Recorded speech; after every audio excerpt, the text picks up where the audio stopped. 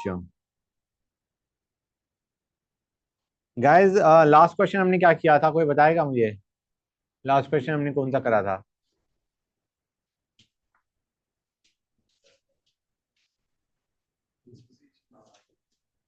N2 + 3 giving 2NH3 लिया था। ए के ए मोल, ए के बी मोल, और के equilibrium very very less than 1। यही किया था बच्चों। अब गाइस ट्राई टू अंडरस्टैंड, शायद मैंने ये भी बताया था कि के equilibrium very very less than 1 किसको कहते हैं? 10⁻³ से कम। हाँ है ना? और के equilibrium very very greater than 1 कब होता है? जब के इक्विलिब्रियम ग्रेटर देन 1000 है। Right guys? कोई डाउट किसी बच्चे को? नहीं। ऑलराइट। अच्छा बच्चों, जैसे मैं एक काम करता हूं, मैं ये लेता हूं। Again I am writing down the same expression, a - x b - 3x 2x। ये दे रखा है बच्चों। हाँ है ना? तुम्हारा जो एक्सप्रेशन बन रहा था के सी का, वो क्या बन रहा था? या रेदर के पी का या के सी का, डजेंट मैटर, के सी का ही लिख देता हूं मैं। इट वॉज 2x का होल स्क्वायर, 2x का whole square by a - x b - 3x का whole cube into V square. हाँ है ना बच्चों? ये एक्सप्रेशन था। और तुम यहाँ पे इसको इग्नोर कर रहे थे, यहाँ पे इसको इग्नोर कर रहे थे, और एक्स की वैल्यू निकाल रहे थे। इसका यूज ज्यादातर तब होता है जब तुम्हारे पास एक्सप्रेशन हो कॉम्प्लिकेटेड, और तुम्हें प्रॉड की कंसंट्रेशन पूछी गई है। कॉम्प्लिकेटेड एक्सप्रेशन में यहां से अगर एक्स को इग्नोर नहीं करते हो तो एक्स को निकालना इज वेरी डिफिकल्ट। जो एक इक्वेशन बनेगी यू कैन नॉट सॉल्व। लेकिन अब जो इक्वेशन है, after ignoring X with respect to A and B, you can easily solve and get your value of X. ये ज्यादा तब होता है जब तुम्हें आसान वैल्यू निकालनी होती है, लेकिन अप्रोक्सीमेशन चेक भी करनी चाहिए। Can x be ignored with respect to a और बी या नॉट? समझ आ रहा है नहीं आ रहा है बच्चों? तुमने अप्रोक्सीमेशन करी, एक्स की वैल्यू निकाल ली, लेकिन you also have to check whether your approximation is correct और नॉट। तो चेक करने का तरीका क्या होता है? जिसको इग्नोर किया डिवाइडेड बाय जिसके रेस्पेक्ट में इग्नोर किया into 100 should be less than equal to 5%। समझ में आया नहीं आया? जिसको इग्नोर किया, किसको इग्नोर किया था? एक्स को इग्नोर किया। किसके रेस्पेक्ट में इग्नोर किया? ए के रेस्पेक्ट में इग्नोर किया। This should be less than equal to 5%। Similarly दूसरी अप्रोक्सीमेशन क्या होगी? 3x को इग्नोर किया, बी के रेस्पेक्ट में इग्नोर किया, into 100 should be less than equal to 5%। अगर ये है तो तुम्हारा आंसर इज करेक्ट। अगर ये 5% के बजाय 10% आ रहा है, 20% आ रहा है, 100% आ रहा है, समझ जाओ कि तुम्हें पूरी इक्वेशन सॉल्व करनी पड़ेगी। You can not do the approximation. तो कन्वीनियंट तरीका क्या होता है? पहले अप्रोक्सीमेशन हर बार कर दो। अप्रोक्सीमेशन हर बार कर दो। ठीक है ना गाइस? के इक्विलिब्रियम थोड़ा लेस देन 1 हो, ज्यादा लेस देन 1 हो, अप्रोक्सीमेशन कर दो। उसके बाद अप्रोक्सीमेशन चेक कर लो, क्योंकि तुम्हें सॉल्व करने में ज्यादा टाइम नहीं लगेगा। ठीक है ना गाइस? फटाफट चेक करो अप्रोक्सीमेशन। अगर तुम्हारा गलत आ गई अप्रोक्सीमेशन तो तुम्हें सॉल्व करना पड़ेगा। तो तुम कहोगे सर ये तो टाइम वेस्ट हो गया हमारा। टाइम वेस्ट बहुत ज्यादा नहीं होता, क्योंकि आंसर बहुत जल्दी निकलता है अप्रोक्सीमेशन से। और बाई चांस तुम्हारी अप्रोक्सीमेशन सही है तो you have missed a number of steps and you have got your answer, correct answer, quickly. तो आइडिया इज अप्रोक्सीमेशन करना इज ऑलवेज प्रेफर्ड। ठीक है ना गाइस? अप्रोक्सीमेशन करो, आंसर निकालो, चेक करो अप्रोक्सीमेशन को, अगर सही है तो ठीक है, नहीं है तो फटाफट go back to the original equation and solve again. Clear है गाइस? कोई डाउट किसी बच्चे को? गुड। तो मेरे को अप्रोक्सीमेशन का बताना था। अच्छा गाइस, अल्फा की टर्म्स में देखा जाए, जैसे हम एक्स को इग्नोर करते हैं with respect to 1, right guys? Sorry, with respect to A and B. Alpha को इग्नोर करा जाता है विद रेस्पेक्ट टू 1। तो अल्फा के रेस्पेक्ट में अप्रोक्सीमेशन क्या होगी? Alpha by 1 into 100 should be less than equal to 5%। अगर तुम अल्फा के एक्सप्रेशन में अगर तुम अप्रोक्सीमेशन करते हो और अल्फा की वैल्यू निकालते हो, तो चेक कैसे करोगे? Alpha by 1 into 100 should be less than equal to 5%। अगर ये आ रहा है लेस देन 5%, तो तुम्हारा आंसर अल्फा का करेक्ट है, नहीं तो go to the original expression and solve. Clear हुआ है नहीं हुआ गाइस? Clear to everybody? जैसे एक्स को हमने ए और बी के रेस्पेक्ट में इग्नोर किया था, ऐसे ही अल्फा को हम वन के रेस्पेक्ट में इग्नोर करते हैं। तो अप्रोक्सीमेशन चेक करने का तरीका होगा alpha by 1 into 100 should be less than equal to 5%। Clear है गाइस? कोई डाउट किसी बच्चे को? गुड। अब आते हैं नेक्स्ट। के सी या के पी अगर वेरी वेरी ग्रेटर देन 1 तो क्या करोगे? तो बच्चों देखो इसमें क्या होता है, वेरी वेरी ग्रेटर देन 1 का मतलब देखो, जब वेरी वेरी लेस देन 1 है मतलब रिएक्शन फॉरवर्ड ही बहुत कम गई है। फॉरवर्ड बहुत कम गई है तो रिएक्टेंट की अमाउंट ऑलमोस्ट वही होगी जो ओरिजिनली थी। ध्यान से देखो, के इक्विलिब्रियम हमारा वेरी वेरी लेस देन 1 में हम रिएक्टेंट की अमाउंट को ए माइनस एक्स और बी माइनस सी एस को ए और बी तो अज्यूम किया है ना हमने। मतलब हम मान के चल रहे हैं रिएक्टेंट जो इनिशियली था वही तुम्हारा at the end of equilibrium पे है। समझ आ रहा है नहीं आ रहा है? ए माइनस एक्स को ए मान लिया, बी माइनस सी एस को बी मान लिया। तो we are assuming that the amount of reactant is remaining almost same. तो ऐसे टाइम पे हमें पूछा जाएगा प्रोडक्ट की अमाउंट कितनी बनी। It will be very less, it will be very less, but they have asked us that amount. यहाँ पे प्रोडक्ट की अमाउंट क्या हो जाएगी बच्चों? जैसे इस क्वेश्चन में N2 plus C S two giving 2 में प्रोडक्ट की अमाउंट हो जाएगी 2x। क्लियर है गाइस?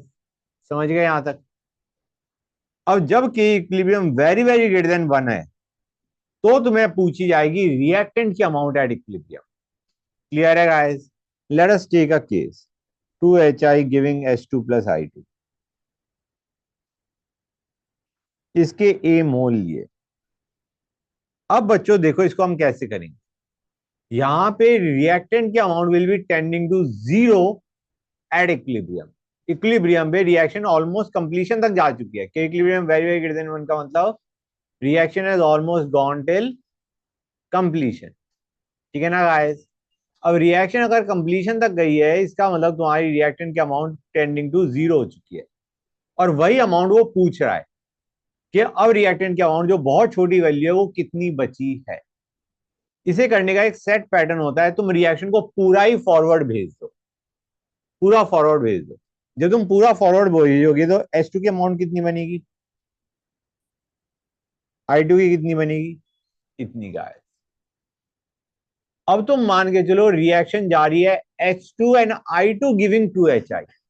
तुम रिएक्शन क्या मान के चलो, H2 plus I2 giving 2HI is the reaction. इस रिएक्शन का के इक्विलिब्रियम क्या होगा?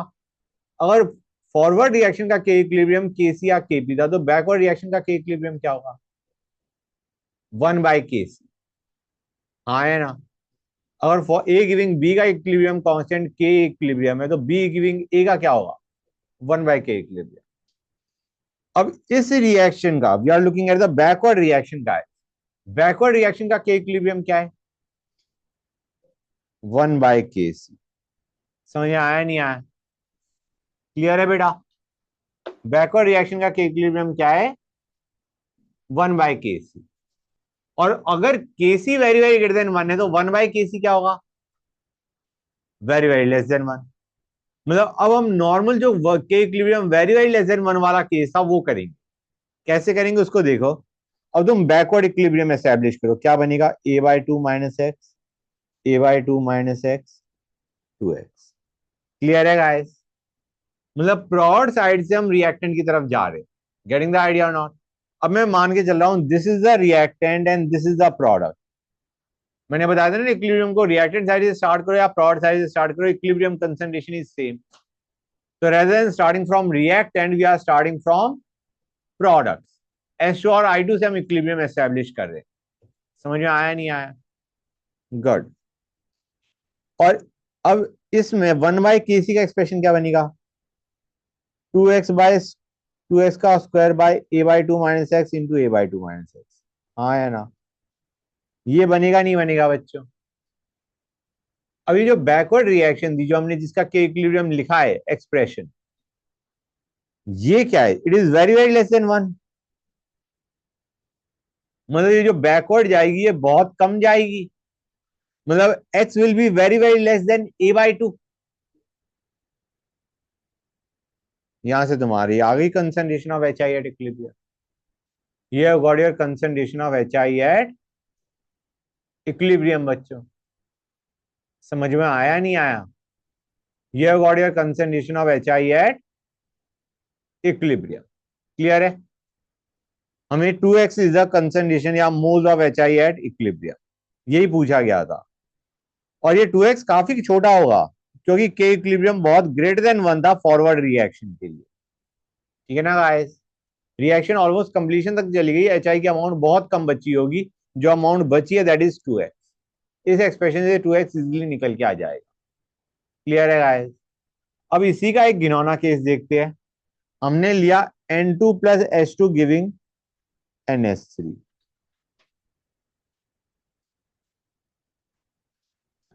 इसके A मोल्स इसके B मोल्स, और मैंने कहा B is greater than 3A, B is greater than 3A बच्चों, क्लियर है गाइस?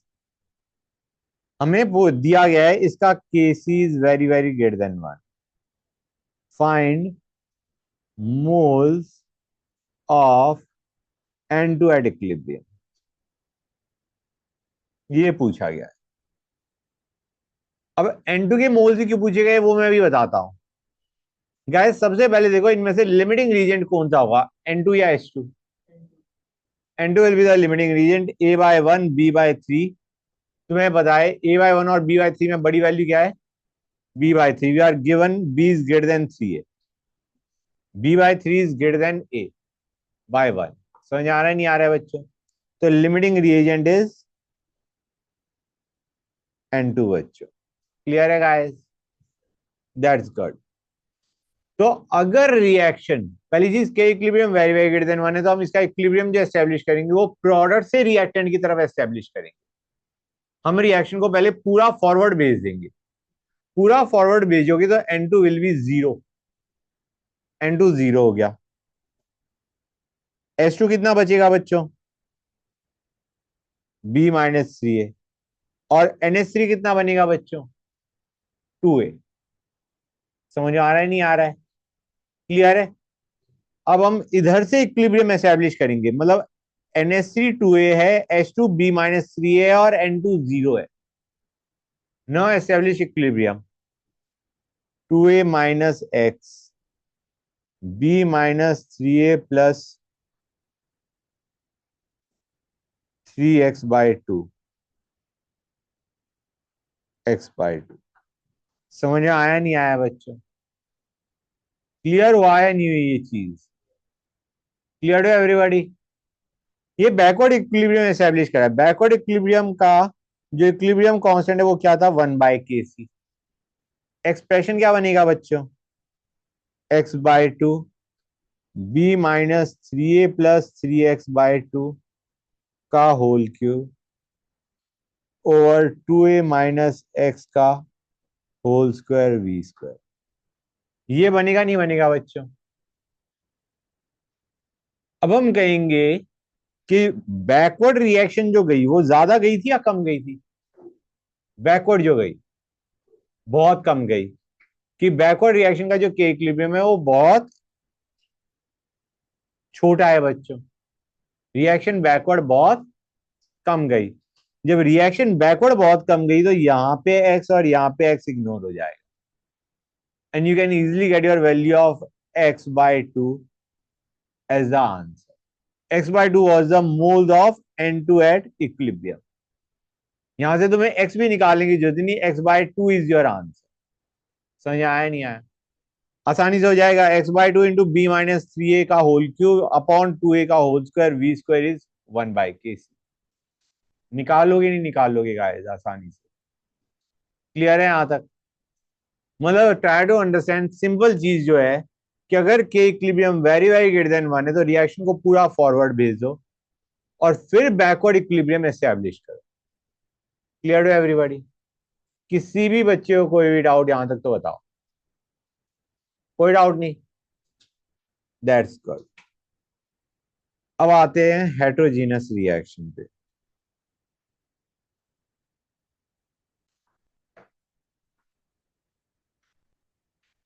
जैसे CaCO3 solid giving CaO solid, plus CO2 gas. इसका केपी क्या बनेगा बच्चों? It will B pressure of CO2। Pressure of CO क्या लोगे बच्चों? Pressure of products by reactant होता है। CO इज सॉलिड, उसकी एक्टिविटी 1, बाय रिएक्टेंट, रिएक्टेंट भी सॉलिड है, उसकी activity 1। So KB is simply pressure of CO2। एक और एग्जांपल देखते हैं, NH4HS giving NH3 plus H2S। Solid, ये सॉलिड है बच्चों, गिविंग गैस प्लस गैस। तो इसका जो केपी होगा वो क्या होगा बच्चों? Pressure of NH3 into pressure of H2S bye solid का एक्टिविटी क्या होता है? 1 बच्चों। समझ आया नहीं आया?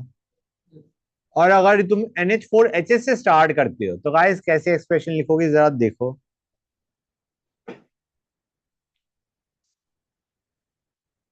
अभी जो मैं लिख रहा हूं उसको देखना, और फिर जो एक्सप्रेशन में लिखूंगा उसको देखना।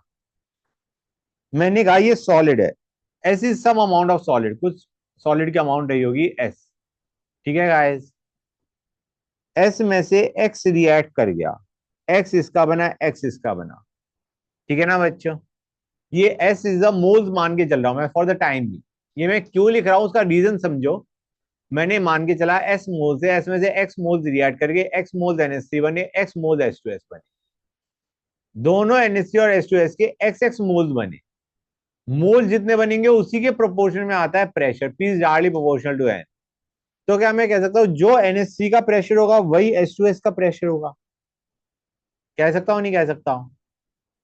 तो तुम्हारा केपी का एक्सप्रेशन क्या बन जाएगा बच्चों? It will be p into p का whole square, basically p into p that is p square, p square by 1 बन जाएगा। मतलब ये भी सेम होगा, ये भी सेम होगा, that is what I am trying to tell. Clear हुआ है नहीं हुआ है? KP will be equal to P square. मैं ये कह रहा हूं कि ये तुम्हारे मोल्स बराबर है दोनों की इक्विलिब्रियम पे, तो दोनों का प्रेशर भी बराबर होगा इक्विलिब्रियम। क्लियर है गाइस? और अगर कोई कहता है तुम्हें P total is given to us, तो हम पहले एक्सप्रेशन लिखेंगे और कहेंगे पी टोटल किसके बराबर होगा गाइस? पी प्लस पी के बराबर। अगर रिएक्टेंट भी गैस होता तो हम यहां पे इसका प्रेशर भी अकाउंट फॉर कर लेते कि रिएक्टेंट इज सॉलिड, तो अगर हमें प्रेशर टोटल गिवन है तो तुम लिखोगे P total equal to 2P, और यहां से KP in terms of P total तुम लिख सकते हो, इट विल बी पीटी का स्क्वायर बाय 4। समझ में आया नहीं आया? Clear to everybody? किसी भी बच्चे को कोई डाउट? That's good.